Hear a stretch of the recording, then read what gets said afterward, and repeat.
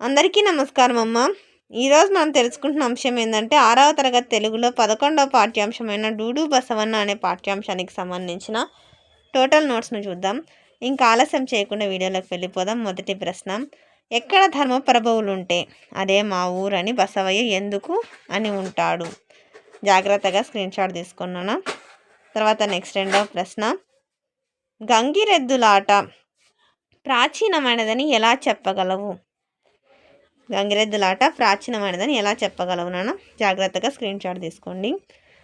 మళ్ళీ చెప్తున్నా అనుకోద్దనమా. అక్షరాలు కన్నా క్లియర్ కనిపించకపోతే నెట్ క్వాలిటీ పెంచుకొని స్క్రీన్ షాట్ తీసుకోండము.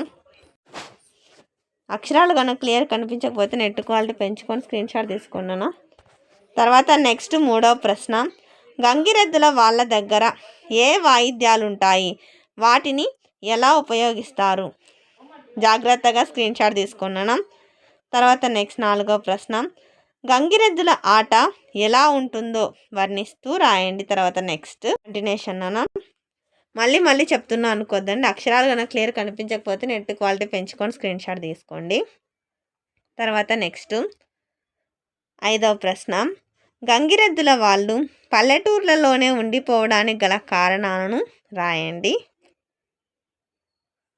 తర్వాత నెక్స్ట్ ఆరవ ప్రశ్న, నీకు నచ్చిన లేదా మీరు మెచ్చిన జానపద కళారూపాన్ని ప్రశంసిస్తూ రాయండి. జాగ్రత్తగా స్క్రీన్ షాట్ తీసుకున్నాను. తర్వాత నెక్స్ట్ కంటిన్యూషను శాంశాలమ్మ. ఇక్కడ చూడండి, మకాం అంటే నివాసం, ఎలుకలు బొరియలలోనే నివాసం ఉంటాయి. ఆప్యాయం అంటే వాత్సల్యం, మా ఉపాధ్యాయులు మమ్మల్ని వాత్సల్యంతో చూస్తారు. అనుగుణం అంటే తగినట్లు, ప్రశ్నకు తగినట్లు జవాబు ఉండాలి. కనుమరుగు అంటే నాశనం, మానవులలో మంచితనం నాశనం అవుతోంది. రెండవ, క్రింది పదాలకు సమానార్థక పదాలు పర్యాయ పదాలు వెతికి రాయండి. ఉదకం అంటే నీరు జలం, నాన్న అంటే తండ్రి జనకుడు. తర్వాత నెక్స్ట్ బసవయ్య అంటే వృషభం ఎద్దు, సంతోషం అంటే ఆనందం సంతోషం. ఈ క్రింది పదబంధాలకు విశేషార్థాలను చదవండి, వాటితో సొంత వాక్యాలు రాయండి. రూప అంటే నాశనం చేయి, మనం వరకట్న దురాచారణ రూపుమాపాడాలి.